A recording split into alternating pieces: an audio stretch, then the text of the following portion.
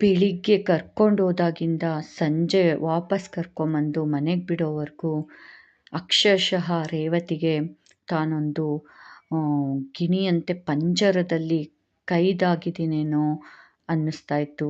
ಕಾರಿಂದ ಇಳಿದಾಗ ಅಕ್ಷರಶಃ ಬಿಡುಗಡೆಯ ನಿಟ್ಟುಸಿರನ್ನು ಬಿಡ್ತಾ ಮನೆಯತ್ತ ಓಡಿದ್ಲು. ನಮಸ್ತೆ ಸ್ನೇಹಿತರೆ, ಇಂದು ಒಂದು ಹೊಸ ಕಥೆಯನ್ನು ಹೊತ್ತು ತಂದಿರುವೆ.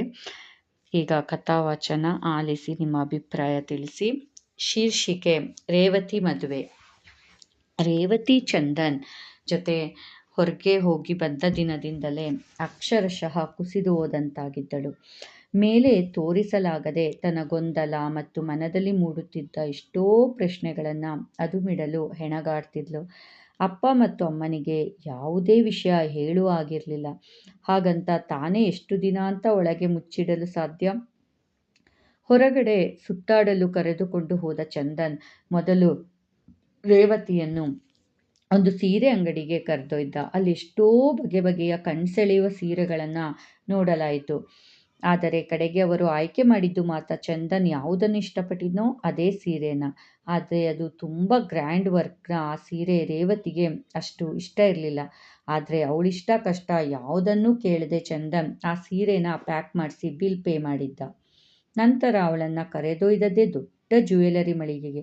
ಅಲ್ಲಿ ಕೂಡ ತುಂಬ ಗ್ರ್ಯಾಂಡ್ ಆದಂಥ ಓವರ್ ಅನಿಸುವಂತಹ ಭಾರಿ ಗಾತ್ರದ ಆಭರಣಗಳನ್ನು ಚಂದನ್ ಆಯ್ಕೆ ಮಾಡಿದ. ಅದರಲ್ಲಿ ಯಾವುದೊಂದು ರೇವತಿಗೆ ಇಷ್ಟನೇ ಆಗಲಿಲ್ಲ ಸ್ವಲ್ಪ ಕೂಡ. ಅವಳು ಸರಳವಾದ ಆಭರಣಗಳನ್ನು ಇಷ್ಟಪಡ್ತಿದ್ದಂತಹ ಹುಡುಗಿ.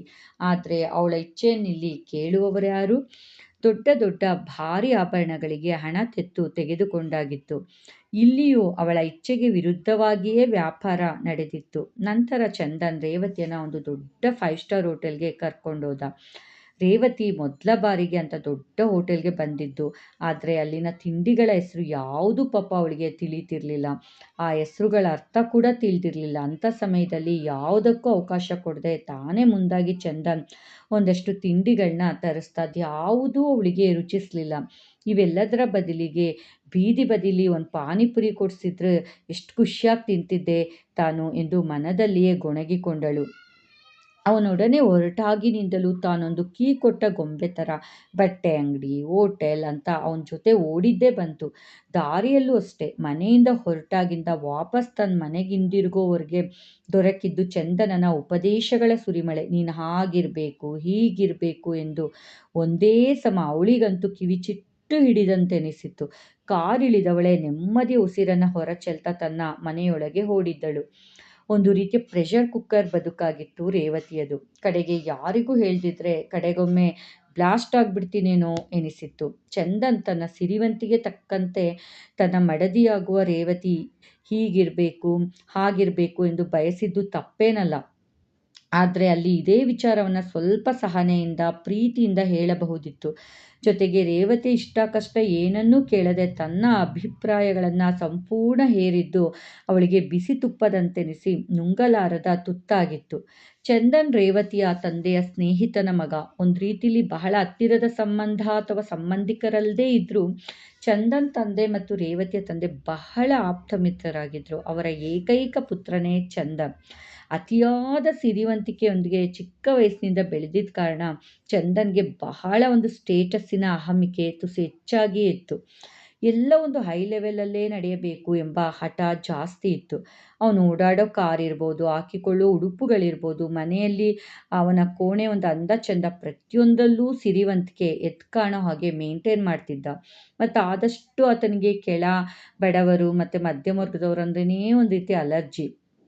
ಇಂತಹ ವ್ಯಕ್ತಿಯೊಂದಿಗೆ ತಮ್ಮ ಮಗಳು ಬಾಳ್ತಾಳೋ ಇಲ್ವೋ ಅಂತ ಅರ್ಥ ಮಾಡ್ಕೊಳ್ದೆ ಅಷ್ಟೊಂದು ಸಿರಿವಂತರ ಮನೆಗೆ ಸೊಸೆಯಾಗಿ ಹೋಗೋ ಅದೃಷ್ಟ ನಮ್ಮ ಮಗಳು ರೇವತಿಗೆ ಸಿಕ್ಕಿದೆ, ಜೀವನ ಪೂರ್ಣ ಸುಖವಾಗಿ ಬಾಳಬಹುದು ಎಂಬ ಆಲೋಚನೆಯಿಂದ ಅಪ್ಪ ಈ ಮದುವೆಗೆ ಒಪ್ಕೊಂಡಿದ್ರು.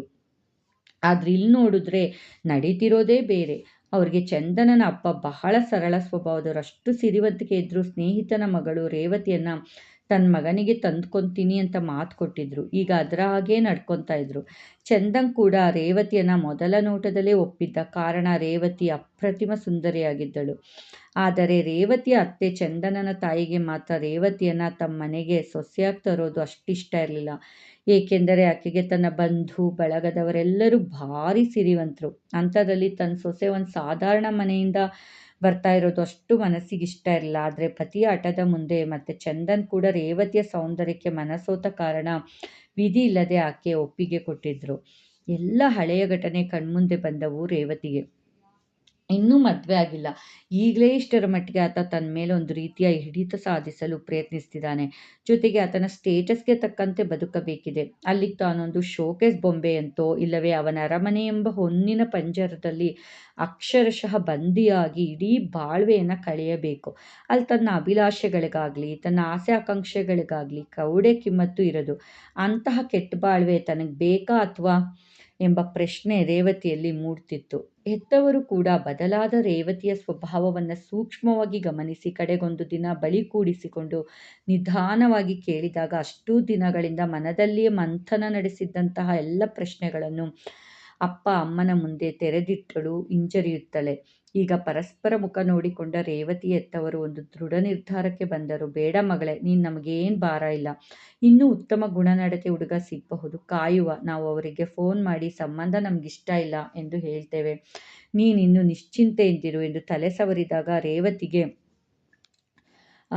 ಅಕ್ಕಿಯೊಂದು ಪಂಜರದಿಂದ ಬಿಡುಗಡೆ ಹೊಂದಿದಾಗ ಸಂಭ್ರಮಿಸುವ ಹಾಗೆ ಎನಿಸಿತು.